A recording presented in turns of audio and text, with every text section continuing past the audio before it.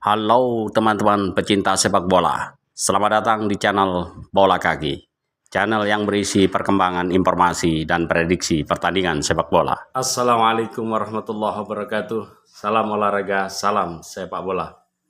Jumpa lagi dengan saya Mas Nanang di channel Bola Kaki. Bagaimana teman-teman hari ini? Selalu tetap semangat dan saya doakan teman-teman dalam keadaan sehat selalu. Terima kasih atas dukungan yang telah menonton video saya dan juga yang telah menekan tombol like dan subscribe. Ikuti terus informasi perkembangan Timnas Indonesia tentunya di channel Bola Kaki. Teman-teman, perkembangan terbaru tentang Timnas Indonesia khususnya senior, kita tahu hari ini tanggal 27 Mei, menurut rencana Timnas Indonesia senior akan melakukan TC.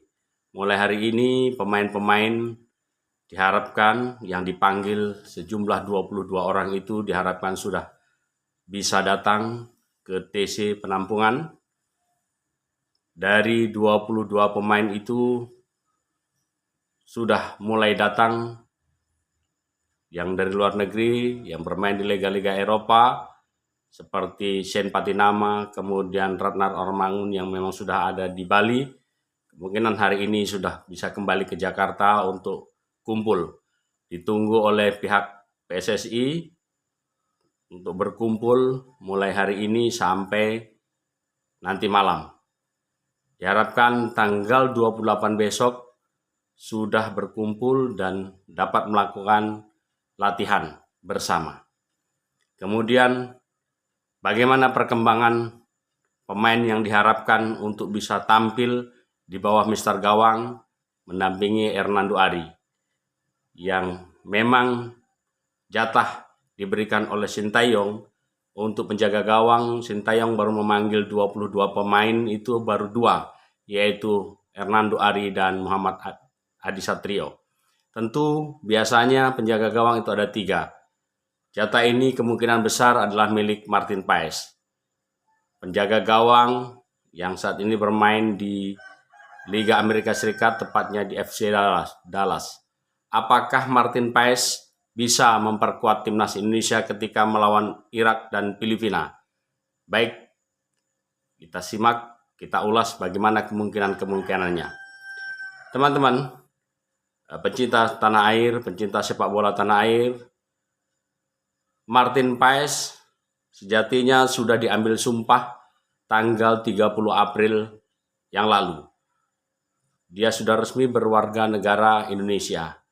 Dan sebetulnya tidak ada masalah dengan kepindahan dari Federasi KNVB Belanda kepada PSSI. Hanya masalahnya Martin Paes terkendala pada proses CAS, yaitu proses arbitrase pengadilan olahraga. Kenapa? Karena ada masalah ketika Martin Paes itu menjadi pemain Belanda di bawah kelompok umur ketika masih membela timnas Belanda, dan dia pernah membela timnas Belanda di umur U21. Nah, kita tahu bahwa seorang pemain dapat berpindah ke warga negaraannya ketika dia membela di bawah umur U21 ke bawah dan pernah membela tim-tim itu.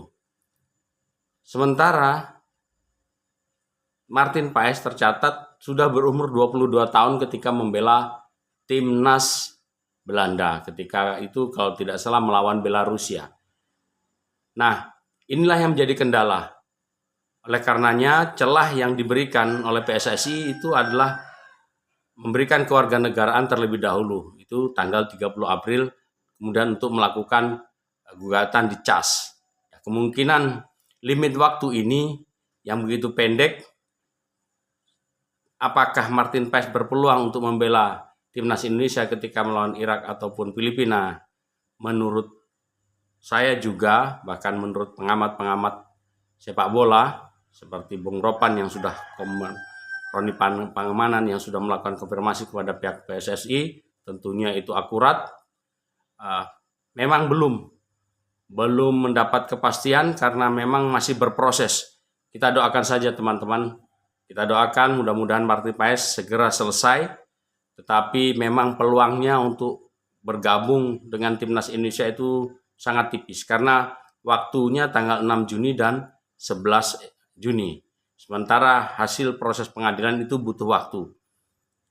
Tetapi jika Indonesia masuk pada round ketiga dan memenangkan salah satu saja pertandingan ketika melawan Timnas Irak dan Filipina, maka peluang Martin Paes untuk membela Timnas di bulan September mendatang pada kualifikasi pra-Piala Dunia round ketiga itu terbuka lebar karena ada jarak waktu yang cukup panjang. Karena kita tahu bahwa proses pengadilan itu ditentukan oleh CAS, tidak bisa ada intervensi dari pihak manapun. Nah ini, jadi sebagai penggugat, artinya sebagai pengaju, tim PSSI, artinya Martin Paes, maka harus menunggu hasil keputusan dari pengadilan arbitrase itu. Nah ini, kalau masalah kepindahan dari KNVB, Belanda sudah mempersilahkan dan insya Allah sangat mudah. Seperti halnya, jika tidak ada masalah, seperti halnya Nathan Cho dan juga Tom Haye. Itu tidak ada masalah. Ratnar Ormangun juga demikian. Dalam 1 minggu sudah selesai. Nah ini permasalahannya ada di CAS. Jika menunggu hasil CAS, kapan? Tidak tahu. Nah ini, jika kemungkinan ini terjadi, maka Martin Paes peluang untuk bergabung dengan Timnas Indonesia memperkuat ketika melawan Irak dan Filipina sangat tipis sekali.